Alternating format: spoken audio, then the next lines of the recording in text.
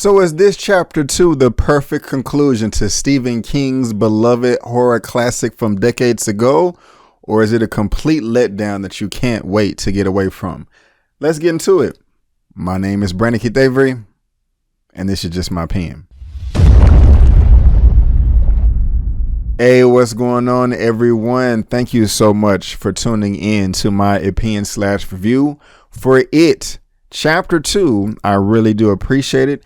And if this is your first time finding me and you want my honest opinion on movie reviews, trailer reactions, entertainment news, or if you just like this video, please right now go ahead and click that subscribe button and also the bell so you can be notified when I upload content. It Chapter 2 is a film that I was not necessarily excited about.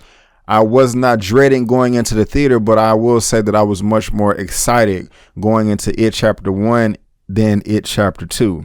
Now, this film is being directed by Andy Muschietti. He did direct the first film, and I always like it when a director comes back to direct any sequel, just so things can flow together and be that much more cohesive. But what is It Chapter 2 about? Well, 27 years after their first encounter with the terrifying Pennywise, the Losers Club have grown up and have moved away until a devastating phone call brings them back. Now, I will go ahead and say that you do need to see Chapter 1 before Chapter 2. You probably will understand a number of things in It Chapter 2 if you haven't seen the first one. But of course, you will understand it that much more if you see It Chapter 1. But let's go ahead and talk about some of the things that I like the most in this film. First thing is the cast. I thought the cast was perfect. James McAvoy, Bill Hader, Jessica Chastain.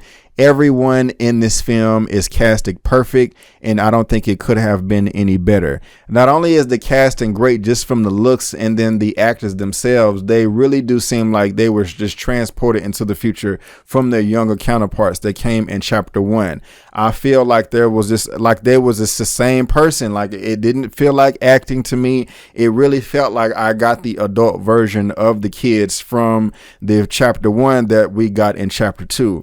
Not only did they look the same, they acted the same, they had the same tone, they had the same mannerisms. It was perfect, and so they pretty much knocked that out of the park. I also really loved in this film that every individual character did get a character arc. They did grow, they did excel, they did learn something that they did not know in the past. And I am a big fan of character growth in a film, just like most people are. And then too, when you tie in a great score in that right there, especially when these characters that you want to survive, that you want to make it to the end, it just intensifies everything. I mean, there was a ton of times where I was just sitting back in my chair, relaxed, enjoying everything that I'm seeing, but also a few times where that score will make me lean in on the edge of my seat. I know that can sound cliche a number of times that people say that, but that's actually some of the things that I was doing in this movie that really caught my attention. Now, I am a big fan of different directors and their styles and things like that, but Mr. Muschietti in this one right here did catch my attention again, with his camera work. Just some of the decisions that he made, like the way he would shoot a closet of shoes or pan the camera against the floor, up a wall, left and right, and then around a corner. I don't know why he did it, but it worked, and it really stood out to me. Not only did that work, but Pennywise worked again as well. This thing is a creepy, evil, demonic clown, and it creeped the hell out of me. The acting is great by Bill Skarsgård, everything. I mean, when I see this clown, I want to turn and run the hell away, and that's effective. That's what it's supposed to do. I'm not supposed to look at some killer clown and be like, oh my gosh, he's cute, or he's not really a threat. No, I was creeped out by Pennywise a number of times in this film. And not just him. I mean, there is a ton of scary imagery all in throughout this film that really does stick with you. And they really did a great job with the makeup, the CGI effects, the practical effects, all that. All of it worked, up, down, left, right, in and out. It worked. And they make it work even more with all the jump scares that they throw at you in this film. There are a ton of them, and I was jumping left and right, even when you know it's coming. Even when you can just pick it apart. Okay, this was the part in the trailer where someone was coming around the corner and it's going to pop out, and you're sitting there like, I know it's coming, and it still freaks you out. I don't know what was going on behind the scenes or the camera for everyone collaboratively to make this work, but they did a great job of just, creating an environment to where you're scared and you're creeped out and you just want to get away. I mean, just to the point like, oh, don't touch me. I feel like I'm going to die if you do. So I have to applaud them there. And one of the last things that I liked about this, just the inner child in myself coming out, it really did feel like an adventure. And I like adventure films. I like going on adventures myself. And yes, I still do go on adventures in real life. And it's just quite a bit of fun, especially in this film right now. Also, the film is very funny. Bill Hader came through with all the laughs. And this is a horror film, of course, but I wouldn't call this a horror comedy. But there's not necessarily jokes. I will talk about that in a second. But majority of them are actual funny moments. And what I mean by that is not like a joke is something that's kind of just shoehorned in. They're purposely trying to, get a laugh out of you, out of the audience member. A funny moment is just a character possibly reacting to a situation naturally, and it's just funny within those that turn of events. And there was a ton of that in this film, especially from Bill Hader. I was just saying to myself, dude, if I was in your shoes, I would possibly react the exact same way, and that makes it very funny and very entertaining. But those are some of the things that I liked about in the film. But of course, we also have to talk about the bad. Now, this movie does come in at 2 hours and 49 minutes. And I really just don't think the film needed to be that long. I found it to be kind of annoying. Now, also, while every character in this film did have their individual arc to help them grow, I felt the length of those arcs was just a bit unnecessary, especially when it came down to all the flashbacks. There was a ton of flashbacks in this film, and I just think it was too much. I mean, to my understanding, the first film was supposed to focus on the children and that age, but then part 2 was supposed to focus on the same people, but as they're adults. But it's kind of just split down the middle. I mean, while this is a horror movie and Pennywise is going around terrorizing people, more than that, it's a character piece on each of these individual people trying to overcome their worst fears, trying to, they're trying to, accept the decisions that they made in the past and not judge themselves and just be like, hey, we're all products of our environment.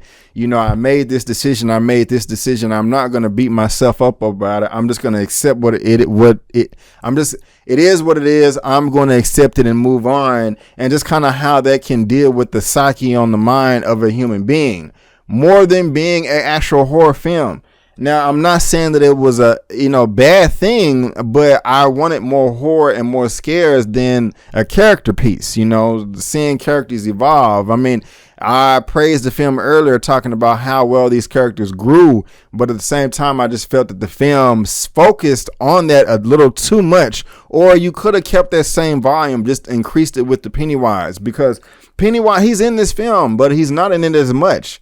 And that's just crazy, especially with it coming in at 2 hours and 49 minutes. I just feel that they could have cut some of that in half, or at least a quarter of it off. Now, while most of the jokes were funny and most of this film was filled with tension, not knowing if these characters are going to make it, there were a number of times where there were a couple of jokes thrown in and it wasn't funny to me. It kind of felt flat. I was also very frustrated because I felt that there was a ton of unrealistic not expectations, but reactions to certain situations. Pennywise is a crazy threat. He messes with your mind. He makes you hallucinate, possibly see things that are not there, whether they're real or not, whether they're there or not.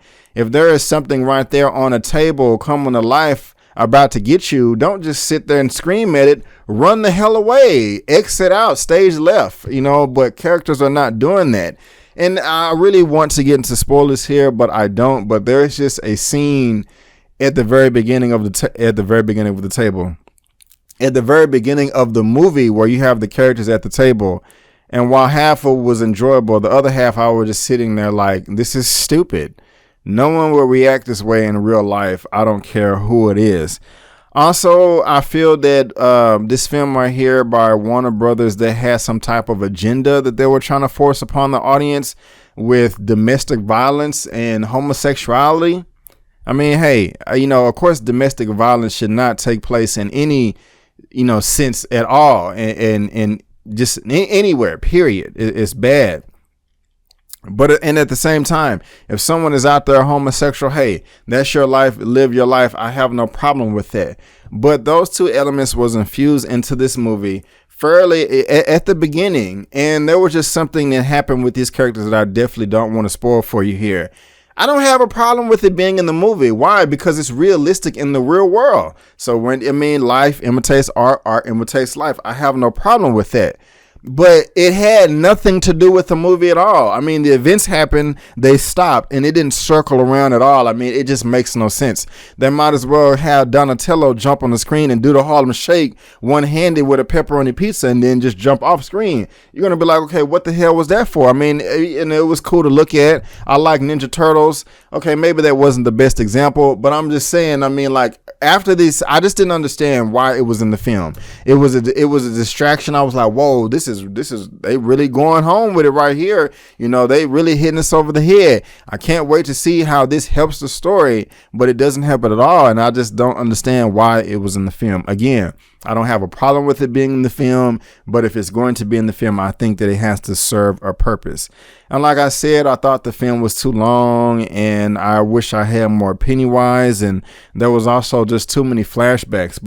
And while I praised the film earlier for all of its scary images and great effects, that also hurts the film too much because it's just too much. I felt that the visual effects artist and the director just wanted to stretch this film out as long as possible, saying to themselves, hey, what other cool things can we show the audience? Yes, that's fine in little segments, but over and over and over again, it just gets repetitive. And instead of being a horror film, is an effects film. I didn't hate the film. I really didn't enjoy it. I thought it was good, but I can't just necessarily say that it was just great and you have to go see this film. I can't say that. When I was in the theater before it started, they had the social media things on the screen. I took a few pictures, uploaded it to Instagram. My homeboy saw it and was like, man, I hope this movie was fire. And after, when I got out, he was like, man, how was it, B? And I was like, it's long, but was it off the chain? Was it good? And I was just like, well, it had a lot of scary imagery. I just couldn't tell him that it was off the chain, that it was fire like he wanted to see. I mean, it was a good film. I liked it. I didn't love it, but I was still entertained. So if I had to give It Chapter 2 a rating out of a 1 out of 10, I'm going to give it a 7 out of 10. Yes, a 7 out of 10. And I'll also go ahead and say that I think I enjoy part 1 better than part 2. But guys, please let me know what you think about down below. Have you seen It Chapter 2 yet? Do you want to see it? What did you think about my review? And which one did you like more? It Chapter 1 or It Chapter 2? And are you a scary cat like myself? Because I forgot to say that in the beginning. But guys, that is just my opinion. Please let me know all that stuff down below in the comment section. Let's get this conversation going and keep it flowing. If you like this video, please go ahead and give me that thumbs up. If you don't, that's fine, but you can still subscribe to my channel, and please look me up on social media. But guys, I just want to thank you again for tuning in to my opinion/review for It Chapter 2. And before you go, don't forget that my name is Brandon Keith Avery, and that's just my opinion. Peace.